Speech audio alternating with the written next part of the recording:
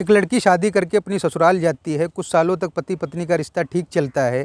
कुछ सालों में एक बच्ची का जन्म भी हो जाता है, मगर बच्ची के जन्म के बाद पति पत्नी में किसी न किसी बात को लेकर झगड़ा होने लगता है, विवाद होने लगता है। एक दिन झगड़ा इतना ज़्यादा हो जाता है कि वह महिला तंग आकर एक फ़ैसला ले लेती है और अपने बच्चे को अपने साथ लेके दिल्ली चली जाती है। दिल्ली आने के बाद एक कमरा किराए पर लेती है और छोटे मोटे काम करके अपना और अपने बच्चे का जीवन यापन करने लगती है। तभी एक दिन पता चलता है कि उसी कमरे में उसकी लाश पड़ी हुई है और उसका बच्चा वहाँ नहीं है। मकान मालिक जैसे ये बात जान पाता है, तुरंत ही पुलिस को सूचना देता है। पुलिस मौके पे पहुँचती है और मामले की छानबीन करना शुरू करती है। नमस्कार दोस्तों, मैं हूं संजीव और आप देख रहे हैं स्टोरी बाय क्राइम तक। यह घटना दिल्ली के साउथ दिल्ली का एक थाना पड़ता है सरिता विहार। इसका एक इलाका है मदनपुर खादर। दोपहर के 2 बजे के आसपास एक व्यक्ति सरिता विहार थाने फ़ोन करता है और कहता है कि एक औरत सुबह से अपने कमरे में बंद है। मैं उसको कई बार आवाज़ दे रहा हूँ, दरवाज़ा भी खटखटा रहा हूँ, फिर भी वो दरवाज़ा नहीं खोल रही है, ना तो कुछ बोल रही है। आप जल्दी से आ जाइए और इस मामले को देखिए आके। पुलिस जैसे ही ये बात सुनती है, तुरंत ही उस व्यक्ति के बताए गए पते पे पहुंचती है और दरवाज़ा तोड़ के अंदर जाती है तो देखते हैं कि उस महिला की लाश पड़ी हुई है। पुलिस तुरंत ही मकान मालिक से पूछती है कि महिला कौन है, कहाँ की रहने वाली है,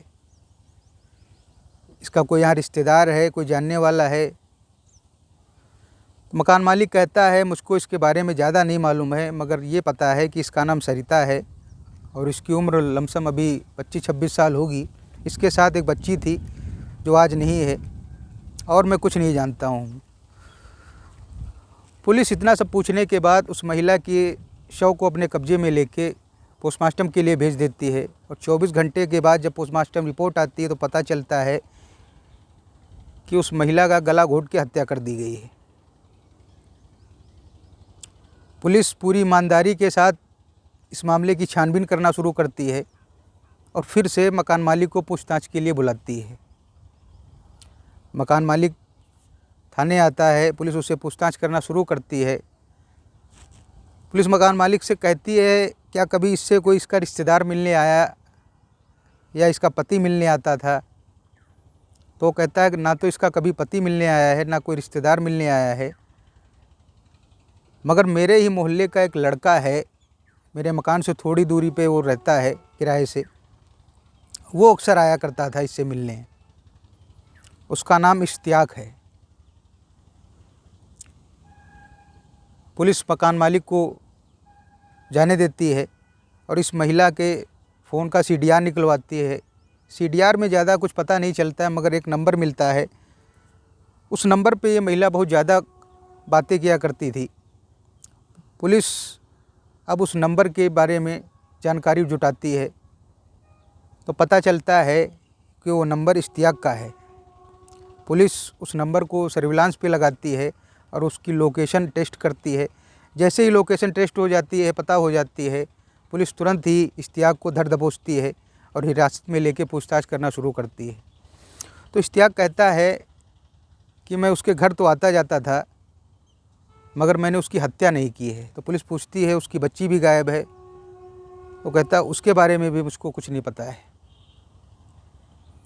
पुलिस अब इश्तियाक से जब सख्ती और दबाव से पूछताछ करती है तब वो सारा सच कबूलता है।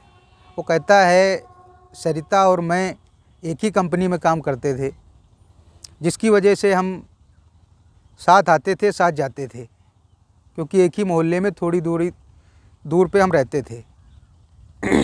उसकी वजह से हमारी मुलाकात हुई और हमारी बातचीत शुरू हुई और धीरे धीरे हम दोनों में प्यार हो गया। तभी ये अचानक मुझको 1-1.5 महीने से इग्नोर करने लगी और मेरी ही कंपनी में काम करने वाला एक लड़का है अमर, उससे ज़्यादा बातचीत करती थी ये। मैंने इससे एक दिन पूछा कि क्या तुम्हारा अमर का कोई प्रेम प्रसंग चल रहा है क्या? तो ये कहती है ऐसा कुछ नहीं है, मगर मैं अब तुमसे बातचीत नहीं करना चाहती हूँ। मगर इश्तियाक उससे शादी करना चाहता था। वो सोच रहा था मैं इससे शादी कर लूँ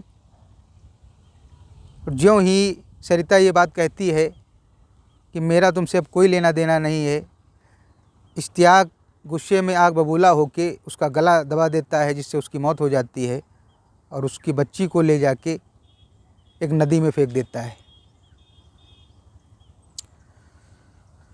पुलिस को जैसे ही सारे घटनाक्रम का पता चल जाता है, इश्तियाक को संगीन धाराओं में मुकदमा दर्ज करके जेल भेज देती है। मिलते हैं अगली सच्ची घटना के साथ। तब तक के लिए आप सावधान रहिए, जागरूक रहिए। जय हिंद, जय भारत।